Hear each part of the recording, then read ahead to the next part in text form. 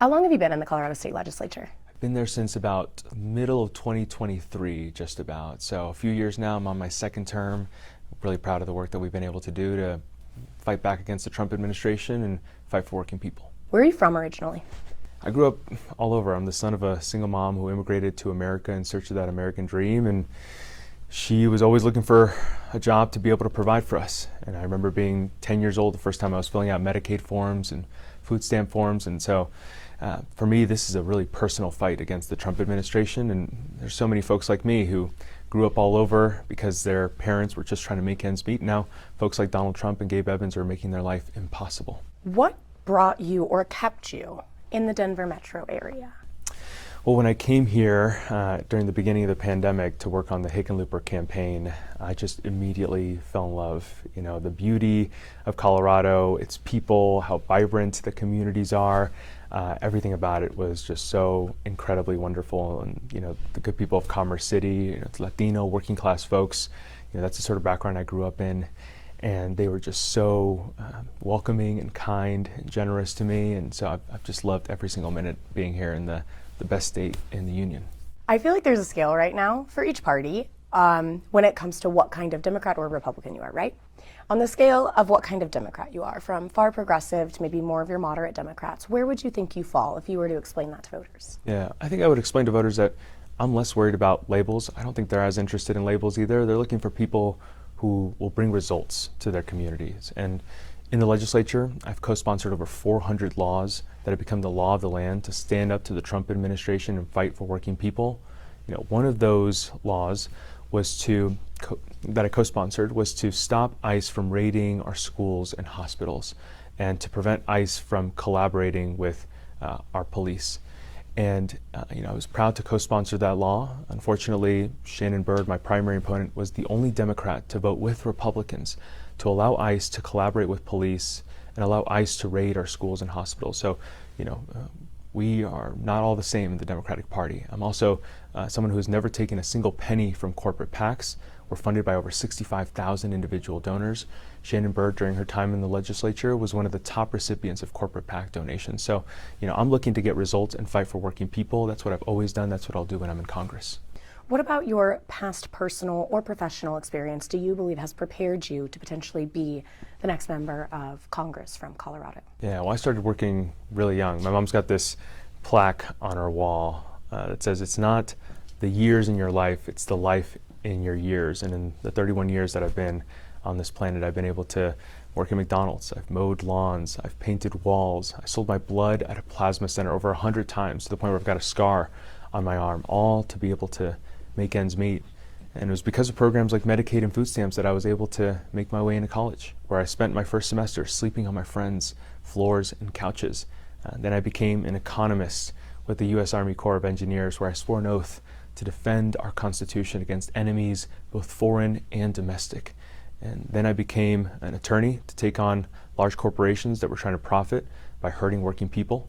And then I became a state representative, where I've co-sponsored over 400 laws to stop Donald Trump's horrific practices and make sure to fight for working people. I think that's why I've been endorsed by the largest unions in the state, including teachers. Over 100 elected officials have endorsed, including former U.S. Senator Ken Salazar, folks who understand that I'm going to stand up for working people and fight for them every single day, because that's who I am. That's what I've always done.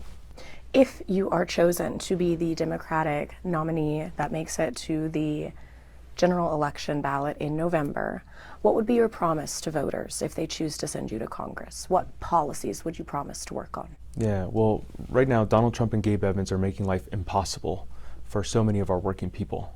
You see that with their gutting of Medicaid and the Affordable Care Act, which is going to potentially rip away health care from hundreds of thousands of Coloradans, all so that they could give tax breaks to their billionaire donors. It is unconscionable. They're literally taking health care and food from children and families. I will always fight for our working people, and I will bring back health care in full force. Right now, if you go on the Colorado Health website, the Marketplace, you type in, and if you see that you're a family of four, your health insurance has just gone up from $500 a month in 2025 to $2,000 a month in 2026. I mean, can you imagine finding an additional $1,500 a month when you could barely make ends meet. So I will prioritize bringing back Medicaid and the Affordable Care Act. I will put an end to these corrupt tariff policies that Donald Trump is using to be able to enrich himself and his family and raising prices across the board. I'll put an end to this forever war in Iran that is raising gas prices and raising prices across the board and putting American lives at risk. These are some of the things that I'll be fighting for every single day when I'm in Congress. CD8, it's one of the most competitive races in the entire country. What is the significance of this race to voters in CD8 who might not know exactly where they're living and how pivotal this race is? Yeah, so this is one of the most important races across the entire nation. Right now, Donald Trump has just gutted the Voting Rights Act and is redistricting lines across the country to take away voting power from brown and black people and black and brown members of Congress. This is a district that was drawn in part for Latino working class representation, and it's also one of the 3 or 4 seats that we need to win to be able to take back the House and put a stop to the horrors of the Trump administration. It was decided by less than a percentage point in this last election cycle. You know, we've got over 1,000 volunteers that are knocking doors and making phone calls. We've got over 65,000 individual donors that have chipped in an average of $27 at mannyforcolorado.com, over 100 elected officials, including former U.S. Senator Ken Salazar, who understand that for me, this fight is personal, and I will give it everything I've got to be able to take back this seat and put a stop to the horrors of the Trump administration. And then I've been asking everyone for a fun fact about themselves, something that we're not talking about on the campaign trail, something voters don't know about you. What would that be? I'm spending basically all of my time on the campaign trail, meeting voters and legislating on behalf of my state house district. But whenever I have a moment to breathe, I like to explore so much of what Colorado has to offer, and I also like to do a little bit of salsa, bachata, and merengue with my partner, who's incredible at it.